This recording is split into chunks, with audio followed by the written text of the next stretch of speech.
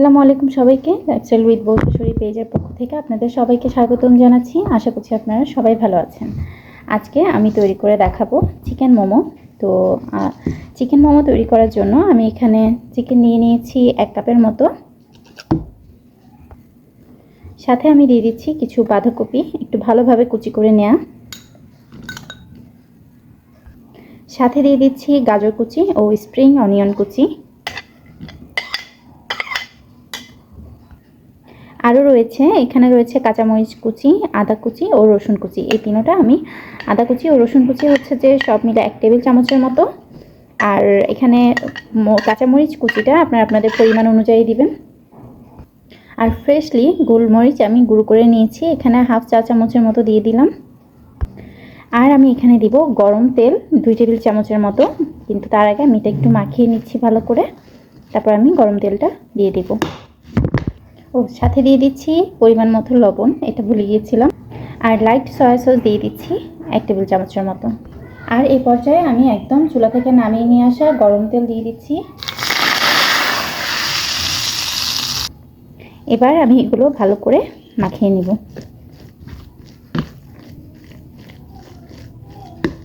আমার পুর কিন্তু রেডি হয়ে গিয়েছে।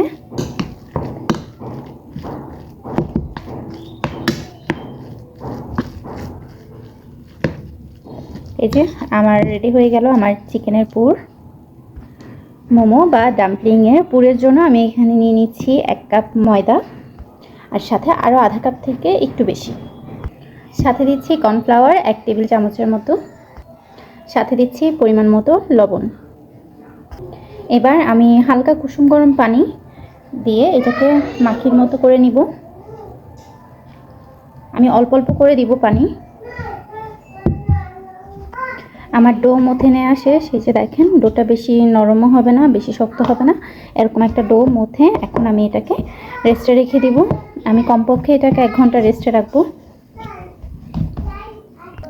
সামান্য একটু তেল নিয়ে নিয়েছি, এবার একটু এভাবে করে মাখিয়ে এটাকে আমি রেস্টে রেখে দিব 1 ঘন্টা।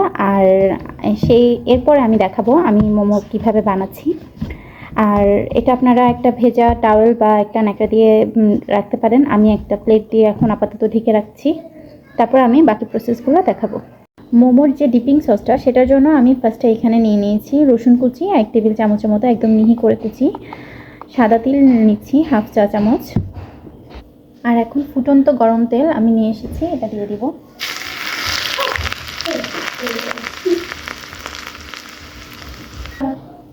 এখন আমি দিচ্ছি চিলি ফ্লেক্স 1 টেবিল চামচের মতো।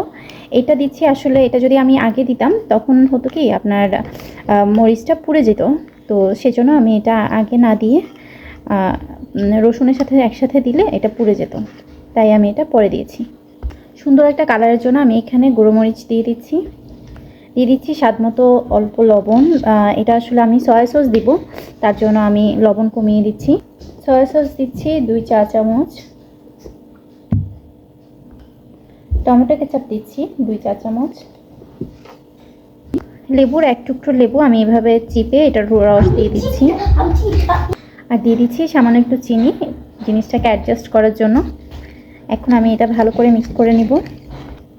আর আমার এটা সসটা যেহেতু ঘন, আমি তার জন্য এখানে 3 থেকে 4 চা চামচের মতো আমি একটু পানি দিয়ে দিচ্ছি। এই যে আমার ডিপিং সস রেডি। আর এই যে 1 ঘন্টা পর আমার এটা, এখন আমি আরও কিছুক্ষণ মথে তারপর আমি সেটা টুকরো টুকরো করে যে মাপের আমি বানাবো সেই মাপের আমি কেটে কেটে নিব।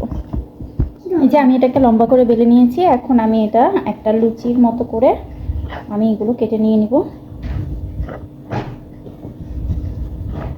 এই যে আমার ছোট করে একটা রুটি বেলা হয়ে গিয়েছে, এখন আমি আপনাদেরকে মোমো বানিয়ে দেখাচ্ছি। পরিমাণ মতো পুর দিয়ে দিলাম। এখন আমি এটাকে এভাবে করে ধরে এই যে এখানে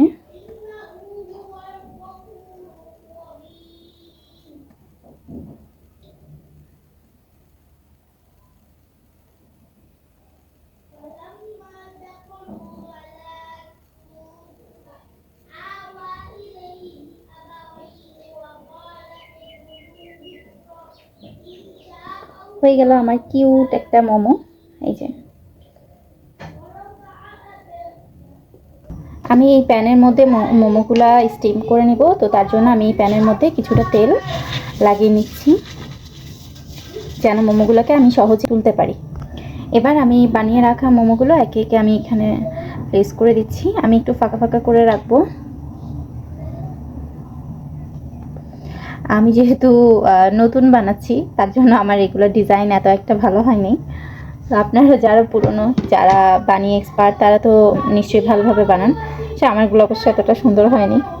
এখন আমি এগুলোকে স্টিম করে নিব 10 থেকে 15 মিনিটের মতো, তাহলে আমার মোমো রেডি হয়ে যাবে। এই যে আমার মোমোর ফাইনাল লুক, এই যে এরকম। আমি একদম গরম, আমি একটা কেটে আপনাদেরকে দেখাচ্ছি। যে আমি এটা কাটতেছি, এটা আপনাদেরকে দেখাচ্ছি কেমন, ভেতরটা কেমন হয়েছে। যে দেখুন ভেতরের মাংস পুরো সেদ্ধ হয়েছে আর গরম খুব। এই যে পুরটাও পাতলা এবং কি সুন্দর হয়েছে দেখেছেন। সো সবাই এভাবে একবার বানিয়ে খেয়ে দেখবেন, কেমন লাগে আমাদেরকে কমেন্টের মাধ্যমে জানাবেন। সবাই ভালো থাকবেন, সুস্থ থাকবেন, লাইফস্টাইল উইথ বউ শাশুড়ির পাশে থাকবেন। আল্লাহ হাফেজ, আসসালামু আলাইকুম।